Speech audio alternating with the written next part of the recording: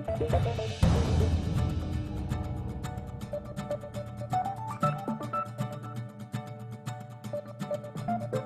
के बाद कार्यक्रम में एक बार फिर से आपका स्वागत है। संसद की पंचायत में आज हम हैं जोधपुर और हमारे साथ यहाँ पर मौजूद हैं जो लोग हमारे साथ हैं। हमारे साथ यहाँ राजनीतिक दलों से लोग हैं, साथ ही आम लोग भी हमारे साथ हैं। मैं सबसे पहले परिचय कराऊंगा। हमारे साथ यहाँ पर सूर्यकांता व्यास जी हैं, विधायक हैं भारतीय जनता पार्टी से। जुगल काबरा जी हमारे साथ हैं, कांग्रेस से हैं जुगल जी, और कांग्रेस के कार्यकारी अध्यक्ष भी प्रदेश के रहे। हमारे साथ कैलाश भंसाली जी हैं, विधायक हैं। साथ में आम आदमी पार्टी की तरफ से हमारे साथ यहाँ पर कपिल जी हैं। तो ये सब लोग हैं और इनके अलावा बहुत सारे लोग हैं। सबसे पहले मैं जुगल जी आपके पास ही आऊँगा। सबसे पहले तो 5 साल आपकी सांसद यहाँ पर रही। लोग कहते हैं कि लोगों का कहना है कि संपर्क नहीं रहा, सांसद को देखा नहीं, केंद्रीय मंत्री नहीं, लेकिन उसका लाभ जो जोधपुर को मिलना चाहिए था नहीं मिला। केंद्रीय मंत्री के रूप में हमारी सांसद चंद्रेश कुमारी जी ने इस क्षेत्र के विकास का पूरा ध्यान रखा और हमारी योजनाओं को केंद्र सरकार द्वारा क्रियान्वित कराने के लिए बराबर प्रयासरत रही। वे पूरे लोकसभा क्षेत्र में निरंतर आती जाती रही और कई कार्यक्रमों में उन्होंने शिरकत की। उनके प्रयासों से जोधपुर में रेलों का विकास हुआ, वायुयान स्थल के विस्तार की योजना बनी, सांस्कृतिक केंद्र खुले और केंद्र की जो बड़ी योजनाएं हैं उसके लिए चाहे जवाहरलाल नेहरू मिशन के माध्यम से यूडीएच मिनिस्ट्री द्वारा शहरों के नवीनीकरण के लिए धनराशि आवंटन। पर जुगल जी ये सब तो दावे हैं, ये सब दावे हैं। क्या हकीकत में ये सब हुआ है? सीधे जानते हैं सूर्यकांता व्यास जी से। सूर्यकांता जी, क्या जो जुगल जी कह रहे हैं मानते हो वो सब हुआ? ये कुछ भी नहीं हुआ। जुगल जी भले कुछ भी कहते हैं, मगर मैं तो कभी सांसद को देखा नहीं।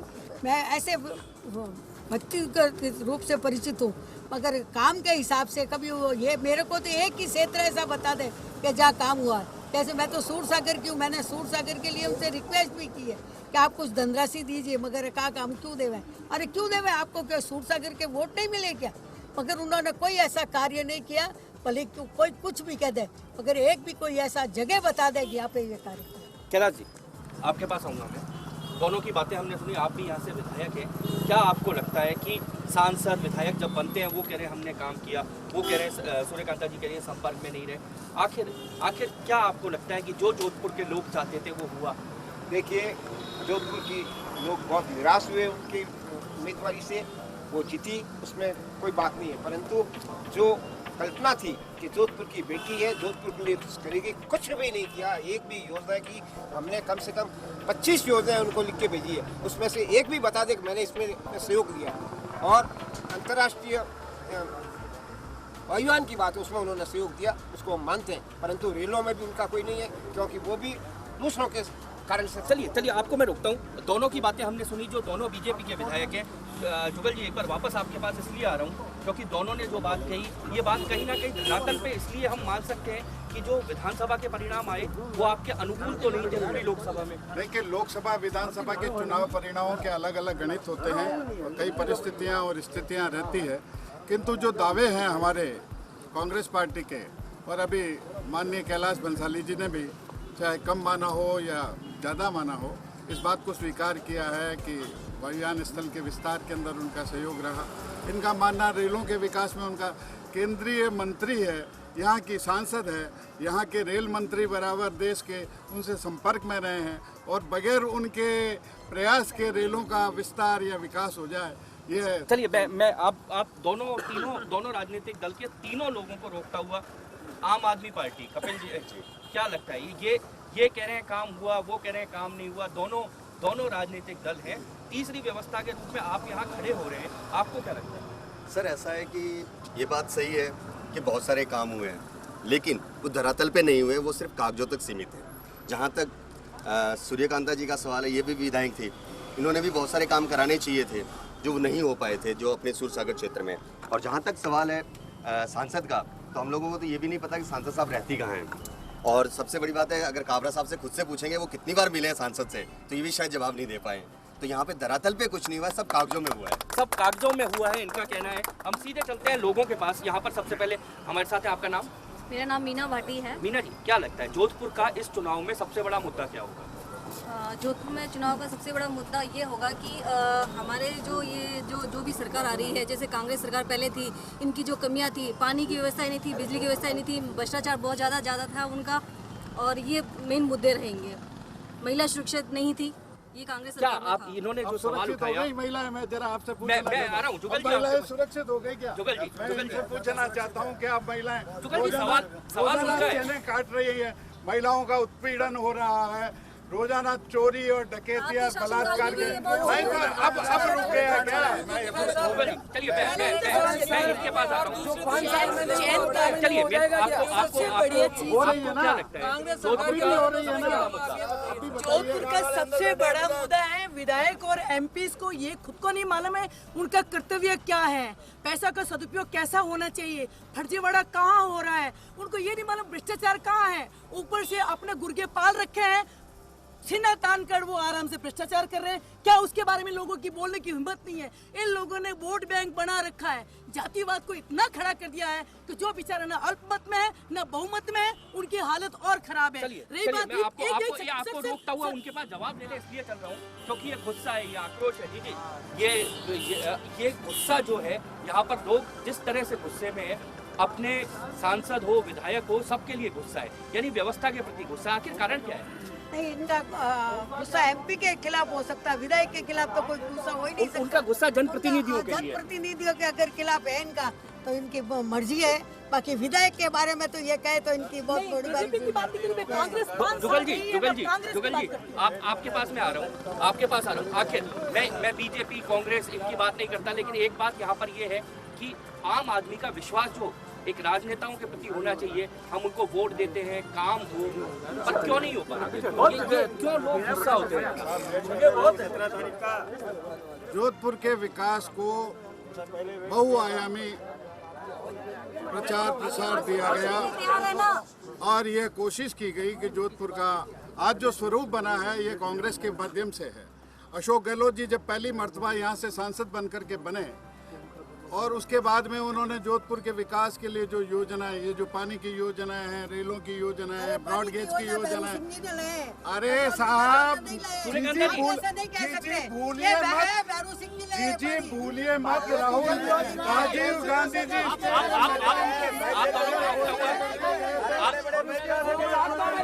कुछ यूथ हमारे साथ है, इनसे पूछते हैं क्योंकि ये वो लोग हैं जिन्होंने इस बार वोट देकर बहुत सारी तस्वीरें बदली हैं, ये इस बार भी वोट देंगे, तस्वीर बदलेंगे।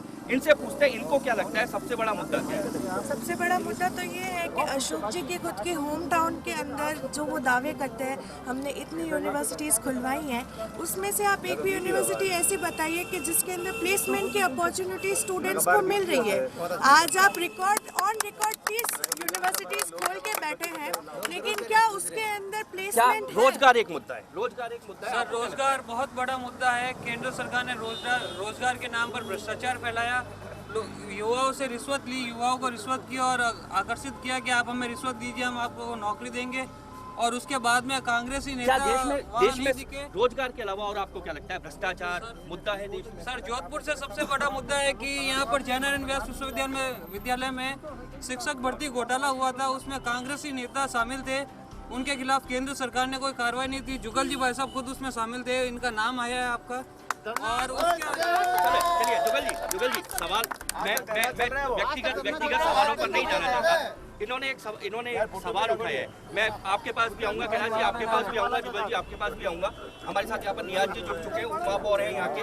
नियाज जी, लोग जो कहते हैं, लोगों का एक कहना है, उन्होंने कहा बड़ा मुद्दा है रोजगार का। अगर आप लोग, आपका मतलब मेरा सिर्फ इतना है, कांग्रेस या बीजेपी अगर काम करती इतने सालों में तो ये मुद्दा शायद नहीं होता।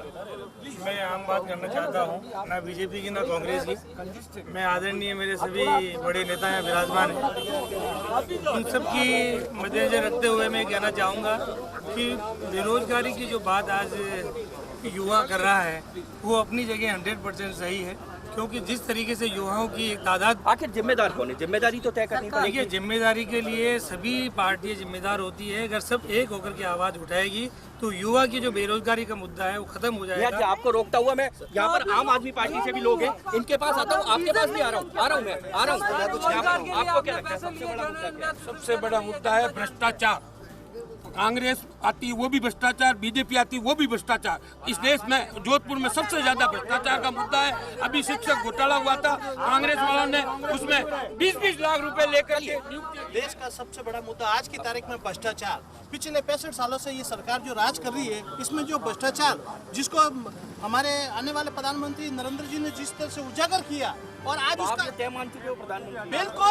बिल्कुल जिस तरह से पूरे देश में जो हवा चल रही है, विदेशों से लहर आ रही है। दोनों पार्टियां मिलकर के इस नीति पर काम करिए, कभी तुम लूटो कभी हम लूटे। बाकी आज युवा जो है बेरोजगार है और वो अपना मैं आप तीनों के पास आ रहा हूँ, आप तीनों चारों के पास आ रहा हूँ। नियाज जी, जुगल जी, बिल्कुल ओंकार जी को भी हम पूछेंगे। सर, ये दोनों पार्टियों की शुरू से आदत रही है खो खो करना, हर मुद्दे पे एक दूसरे को खो सकते हैं, जो कि बहुत गलत नीति है इनकी। एक दूसरे को आरोप लगाते हैं।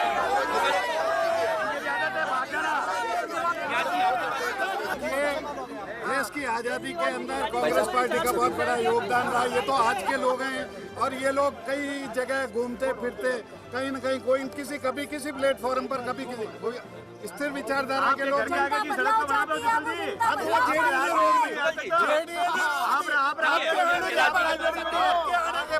जनता जो कहती है, जनता जो कह रही है, जिन मुद्दों को उठा रही है, लोग भ्रष्टाचार देश में मुद्दा मानते हैं, लोग मानते हैं बेरोजगारी बड़ा मुद्दा है। भ्रष्टाचार, बेरोजगारी और आम आदमी को रहने की जगह और खाने पीने की सुविधा और महंगाई आज सबसे ज्यादा मार रही है, और यही चुनाव होगा। पर कैलाश जी, सिर्फ ये कह के तो नहीं बचा जा सकता कि हम विपक्ष में, हमने विपक्ष में नहीं, हमने तो योजना दी है। हम उसको आंदोलन कितने किया आपने, ये बताइए ना। इसके खिलाफ आवाज कितनी उठाई आपने? आवाज नहीं उठाई है, कोई आंदोलन नहीं किया।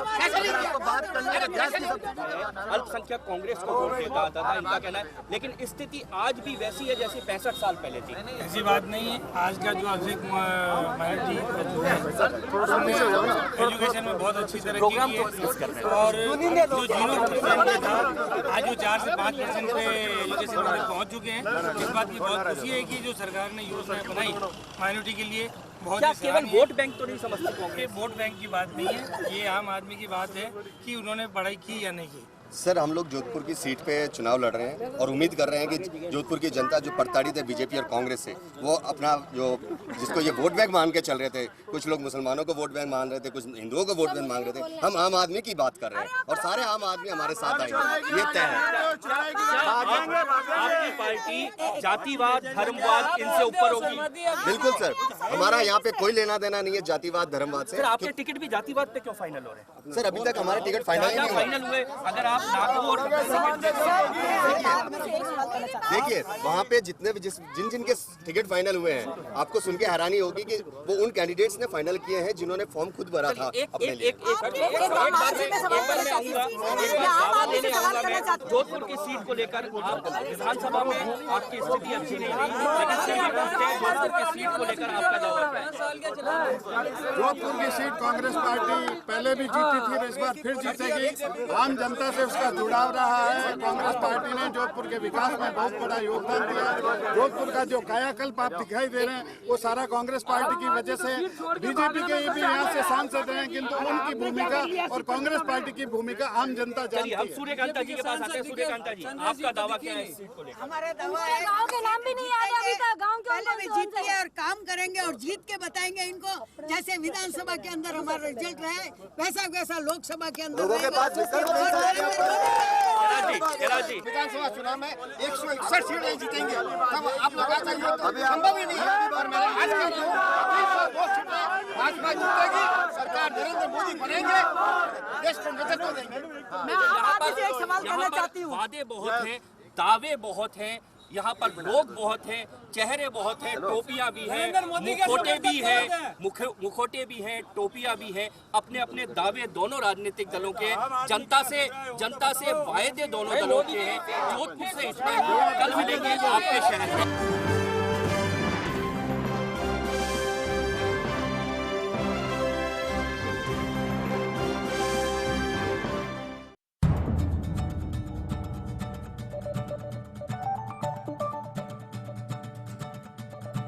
है।